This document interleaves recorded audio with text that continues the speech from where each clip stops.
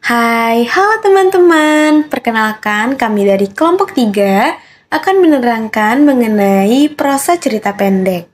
Sebelum kami menerangkan, perkenalkan terlebih dahulu anggota kelompok kami. Saya Audi Putri Aulia, dan ada teman-teman saya, Eci Dwi Lestari, Rasendria Fitrani Arlika, dan Shaluna Nafiza. 3, 2, 1. Apa itu cerpen? Cerpen atau cerita pendek merupakan suatu karya sastra dalam bentuk tulisan yang mengisahkan tentang sebuah cerita fiksi, lalu dikemas secara pendek, jelas, dan ringkas. Cerpen biasanya mengisahkan tentang permasalahan yang dialami satu tokoh saja.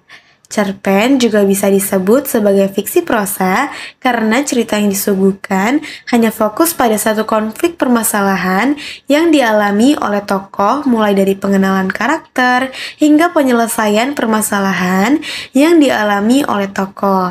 Cerpen terdiri tidak lebih dari 10.000 kata, sehingga saat membaca cerpen biasanya sangat cepat selesai. Struktur dari prosa cerpen. Yang pertama ada abstrak, yaitu pemaparan gambaran awal dari cerita yang dikisahkan. Pada cerpen, abstrak biasanya digunakan sebagai pelengkap cerita. Maka dari itu, abstrak bersifat opsional atau bisa jadi tidak ada pada cerpen tersebut. Yang kedua ada orientasi, yang biasanya menjelaskan tentang latar cerita seperti waktu, suasana, tempat atau lokasi yang digunakan dalam penggambaran cerita cerpen. Yang ketiga ada komplikasi, yaitu menjelaskan tentang struktur, yang berkaitan dengan pemaparan awal suatu masalah yang dihadapi oleh tokoh, watak dari tokoh juga dijelaskan pada bagian ini. Selain itu, pada komplikasi juga menjelaskan urutan kejadian yang berhubungan dengan sebab akibat. Yang keempat ada evaluasi. Pada bagian ini terjadi konflik masalah yang semakin memuncak. Konflik mulai menuju bagian klimaks dan mendapatkan penyelesaian atas masalah yang terjadi. Yang kelima ada resolusi, yaitu bagian akhir permasalahan yang terjadi pada cerpen. Terdapat penjelasan dari pengarang mengenai solusi permasalahan yang dialami oleh tokoh. Yang terakhir itu ada koda, nilai atau pesan moral yang terdapat pada sebuah cerpen yang disampaikan oleh penulis kepada para pembaca. Pesan moral yang disampaikan sesuai dengan jenis cerpen. Apa saja ya fungsi pada cerpen? Yang pertama ada fungsi rekreatif. Fungsi rekreatif adalah sebagai sarana penghibur bagi para pembaca. Yang kedua ada fungsi estetis. Fungsi estetis adalah sebagai nilai estetika atau keindahan yang ada pada cerpen sehingga memberikan kepuasan kepada pembaca. Yang ketiga ada fungsi didaktif. Fungsi didaktif sebagai pemberi pelajaran atau pendidikan yang akan bermanfaat bagi para pembaca. Yang keempat ada fungsi moralitas. Fungsi moralitas sebagai nilai moral berdasarkan isi cerita untuk mengetahui baik buruk yang disampaikan penulis kepada para pembaca. Yang terakhir ada fungsi religiusitas sebagai pemberi pelajaran yang religius yang nantinya bisa dijadikan sebagai contoh yang baik oleh para pembaca. Ciri-ciri dalam cerpen.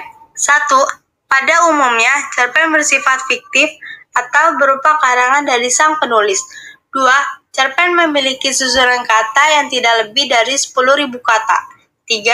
Saat membaca cerpen, biasanya selesai dengan sekali duduk. 4. Cerpen memiliki bentuk cerita yang sangat singkat. 5. Cerpen memiliki diksi atau pilihan kata yang tidak rumit, sehingga mudah dipahami oleh pembaca. 6. Cerpen hanya memiliki alur cerita tunggal atau satu jalan cerita saja. 7. Kisah cerita pada cerpen biasanya berasal dari peristiwa dalam kehidupan sehari-hari. 8. Karakter tokoh pada cerpen sangat sederhana. 9. Di akhir bagian biasa terdapat pesan moral yang sangat mendalam, sehingga membuat pembaca ikut merasakan kisah pada cerpen tersebut. Jenis 1. Cerita pendek. Cerita pendek adalah jenis cerita yang kurang dari 10.000 kata panjangnya.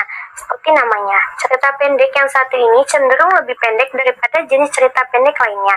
Panjang kata dari cerpen pendek yaitu cerita 500 hingga 700 kata. Digunakan untuk menjelaskan kejadian dengan bahasa yang singkat, padat, menarik perhatian, dan efektif. Bagian pembuka biasanya sedikit, sekitar 1 hingga 2 paragraf.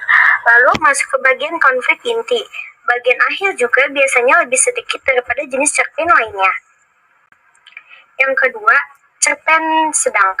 Cerita pendek sedang biasanya memiliki panjang sekitar 700 hingga 1000 kata panjangnya. Cerpen sedang juga bisa ditemui dengan mudah pada buku-buku pelajaran sekolah karena dianggap efektif dan menarik perhatian. Cerita sedang sedikit lebih panjang daripada cerpen pendek. Bagian pembukaannya juga lebih panjang sedikit daripada cerpen pendek. Selain itu, penokohan dari tokoh yang diceritakan bisa dijabarkan dengan kalimat yang lebih jelas.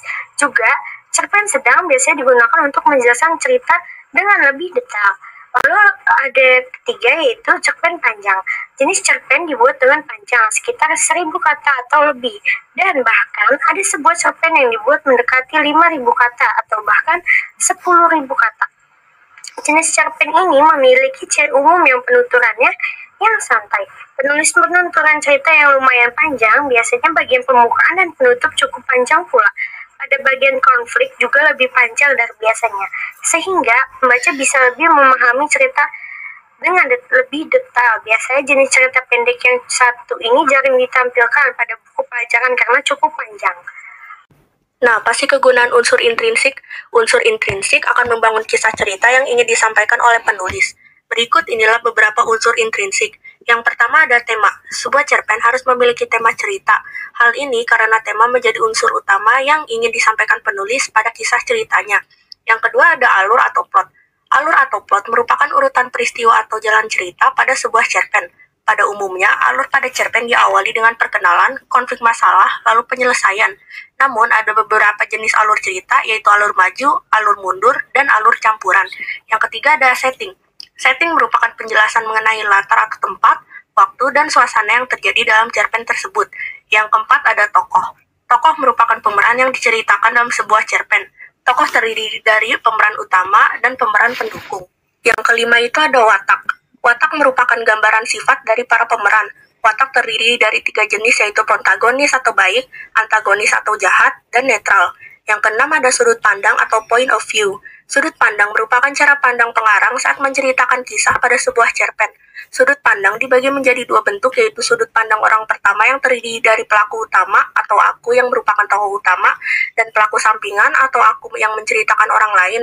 Sedangkan sudut pandang orang ketiga terdiri dari serba tahu atau dia yang menjadi tokoh utama dan pengamat atau dia yang menceritakan orang lain. Yang ketujuh dan terakhir ada amanat. Amanat merupakan pesan moral atau pelajaran yang disampaikan oleh penulis kepada pembaca.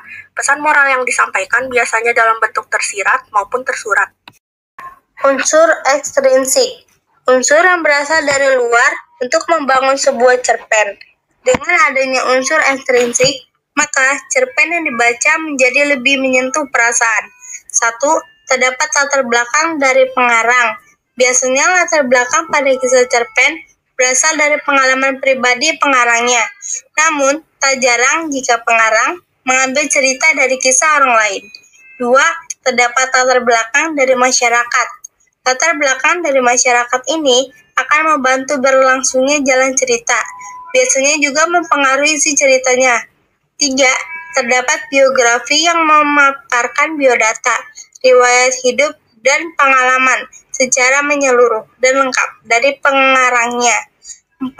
Terdapat aliran sastra yang mempengaruhi gaya bahasa yang digunakan oleh penulis saat menyerapkan ceritanya. 5. Terdapat kondisi psikologis berupa keadaan senang, sedih, suka, dan duka yang mempengaruhi mood penulis saat membuat sebuah cerita pendek. Kebasahan. Pada cerpen umumnya, penulisan menggunakan pendeskripsian fisik tokoh secara kuat. Hal ini akan membantu menggambarkan suasana yang tepat dan sesuai dengan ceritanya. Pada cerpen juga menggunakan frasa adverbial atau kata keterangan yang membantu menunjukkan latar tempat atau waktu seperti di pagi hari, sore hari, atau sebuah tempat pada peristiwa kejadian.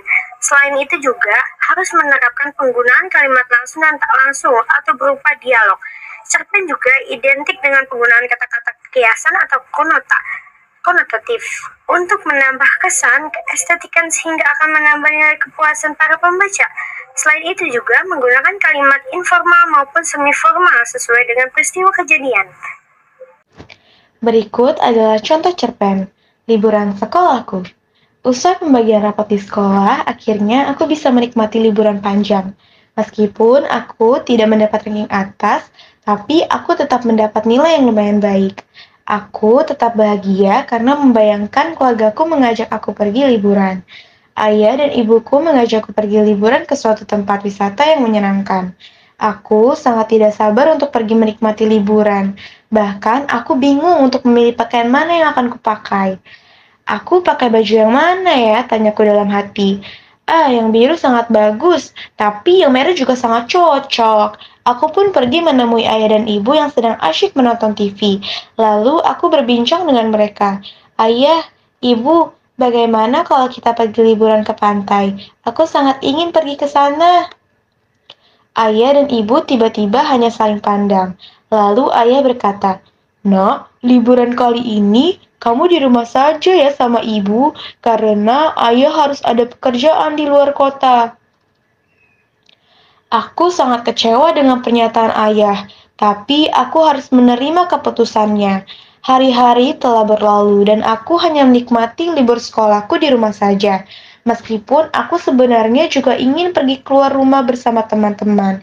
Tapi ibu melarangku pergi keluar dan hanya menyuruhku membantu melakukan pekerjaan rumah seperti bersih-bersih rumah. Kalaupun aku keluar, hanya saat ke pasar, dan itu pun juga ditemani oleh ibu. Namun, aku tetap melakukan pekerjaan yang produktif seperti belajar untuk menyambut ujian nasional yang akan berlangsung beberapa bulan lagi. Sebenarnya, aku juga merasa suntuk berada di rumah terus. Terkadang, aku ingin menolak permintaan ibu saat menyuruhku, tapi aku cuma bisa terima dan melakukannya. Pada suatu sore, ibu mengetuk pintu kamarku dan bilang kepadaku, "Kamu segera mandi ya, ibu tunggu di luar." Aku menjawabnya, "Loh, kita mau kemana, Bu?" Lalu ibu menjawab, "Ibu mau mengajak kamu jalan-jalan ke taman kota." "Ya, sekalian, masa kamu di rumah terus?" Sontak aku merasa senang. "Yang benar, Bu. Oke, kalau begitu aku mandi dulu ya." Setelah itu, aku pergi ke taman kota bersama ibu. Meskipun hanya jalan-jalan sore di sekitar taman, aku sudah merasa senang banget. Mungkin ini karena aku terlalu lama berdiam diri di rumah dan baru kali ini menikmati jalan-jalan. Yang pasti, aku sangat senang karena ibu mengajak aku jalan-jalan sore. Berikut adalah sumber referensi yang telah kami dapatkan. Oke teman-teman, pada kali ini kita udah sampai nih di sesi pertanyaan. Kira-kira teman-teman bisa jawab gak ya pertanyaan dari kami? Oh iya, buat teman-teman yang bisa jawab pertanyaan dari kami, nanti kalian bakalan dapat hadiah yang sudah kami siapkan ya. Untuk pertanyaan yang pertama, alur pada cerpen liburan sekolahku yang telah dibacakan tadi adalah. Untuk pertanyaan kedua, apa pesan moral dari cerpen liburan sekolahku? Untuk pertanyaan ketiga, sebutkan dan jelaskan secara singkat 5 fungsi cerpen. Untuk pertanyaan keempat, sebutkan dan jelaskan secara singkat unsur intrinsik dalam cerpen. Sekian pertanyaan dari kami, semoga teman-teman beruntung dan bisa menjawab pertanyaan dari kami untuk mendapatkan hadiah yang sudah kami siapkan. Semoga materi cerpen yang telah kami bawakan dapat bermanfaat bagi teman-teman. Bye-bye, terima kasih.